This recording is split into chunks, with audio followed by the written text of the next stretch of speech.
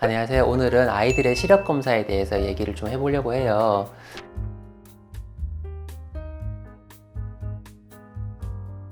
많은 부모님들이 아이들을 데려와서 시력 검사를 하겠다고 하시는데, 주로 어떤 경우가 있냐면은 학교나 영유아 검진에서 시력 검사를 해야 된다라고 나왔을 때, 그리고는 아이들이 TV를 너무 가까이서 본다, 눈이 너무 나쁜 것 같다 라고 얘기를 할 때, 또는 아이들이 휴대폰 게임을 너무 많이 해서 걱정이 된다, 그래서 검사를 받고 싶다 라고 얘기들을 하세요.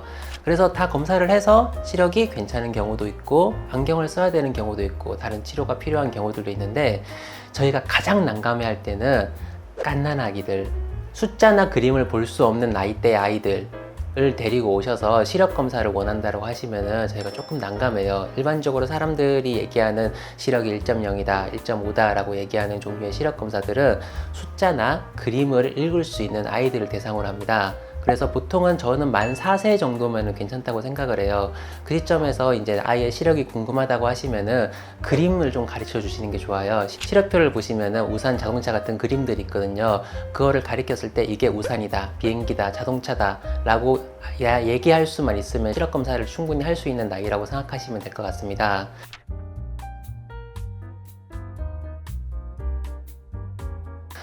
영유아 검진에서 44개월, 48개월 정도 사이에 시력 검사를 한번 해요. 그리고는 거기서 이상이 있다고 하면 보통은 데리고 오게 되시고요. 또는 초등학교 1학년 때부터 시력 검사를 1년마다 하게 됩니다. 그리고는 중학교 1학년, 고등학교 1학년에 한 번 하는데, 그때도 이상이 있다고 아이들을 시력 검사를 하기 위해 데리러 오시는데요. 저는 개인적으로는 학교 가기 전에 한 번 정도는 검사를 받으러 오셔야 된다고 생각을 해요. 그래서 시력 검사만이 아니라 아이의 눈에 이상 소견이 있는지를 한 번 정도 체크를 해서 준비를 해서 학교에 보내시는 게 어떠실까 싶습니다.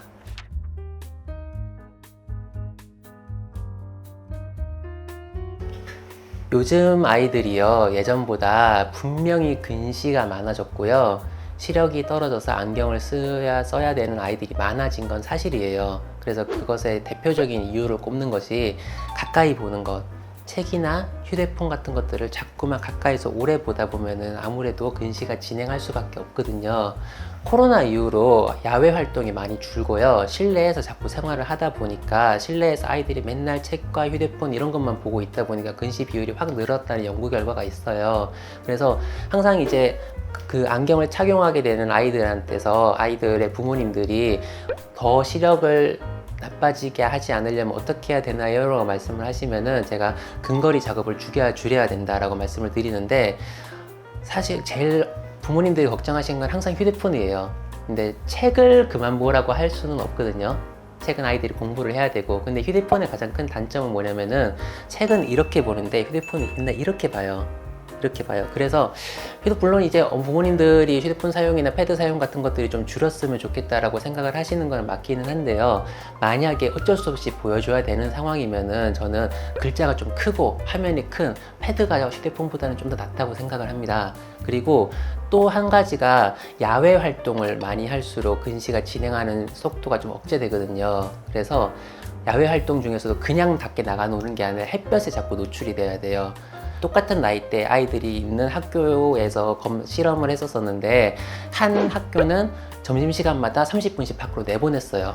그리고 한 학교에는 점심시간마다 실내에만 있도록 했어요. 그러니까 내보내서 햇볕을 보는 학교의 아이들이 근시 진행 속도가 억제되었다는 연구가 있거든요. 그래서 30분만 더 나가면 돼요. 지금보다 30분 한 번 햇볕을 볼 수 있는 정도의 그런 야외 활동 정도라면 근시를 억제하는 데 좀 더 도움이 될 것 같습니다.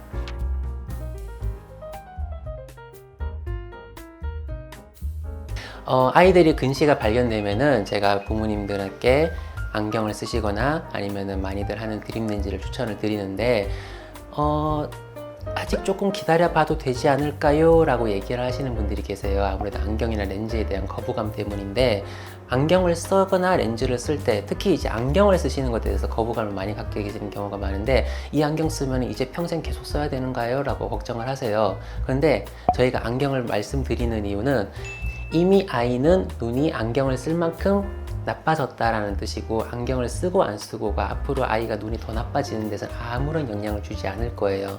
그리고 제가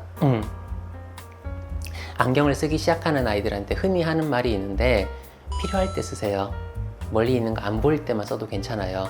밖에 뛰어다니거나 축구를 하거나 중요한 자리가 있을 때 안경을 굳이 안 써도 괜찮아요. 썼다 벗었다 한다고 해서 시력이 나빠지지 않는다라고 말씀을 드려요. 그래서 안경을 쓰는 것에 대해서 거부감은 그렇게 많이 갖지 않으셔도 괜찮을 것 같아요. 또 하나의 이제 시력 교정 방법이 드림 렌즈인데요. 사실 드림 렌즈 같은 경우에는 밤에 렌즈를 끼고 자고 아침에 렌즈를 빼서 안경을 쓴 만큼의 시력을 볼 수 있도록 하는 거고, 안경을 안 쓸 수 있다는 장점이 있어서 아이들은 많이 좋아하는데, 사실 이제 와서는 저희 안과 의사 입장에서는 근시가 진행되는 속도를 억제할 수 있다는 장점이 있거든요. 그래서 안경을 쓰는 것은 근시가 진행하는 속도에 전혀 영향을 주지 않지만, 드림 렌즈 같은 경우에는 근시 진행 속도를 50%까지 억제할 수 있다고 연구 결과 발표되어 있어요. 그래서 안과 의사 입장에서는 근시 진행을 억제하는 치료로서 드림 렌즈를 대하고 있고, 그래서 요즘 같은 경우에는 아이가 특히 아까처럼 말씀드린 조기 근시가 있거나 나이에 비해서 근시가 좀 많이 심한 아이들, 또는 근시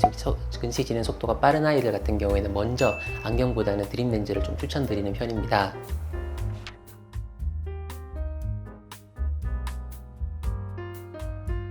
사실 이런 시력 검사의 가장 중요한 것은 아이의 시력 발달이 잘 되고 있는가, 혹시 약신은 없는가, 우리가 미리 발견해서 치료해야 될 안과적 질환이 없는가예요.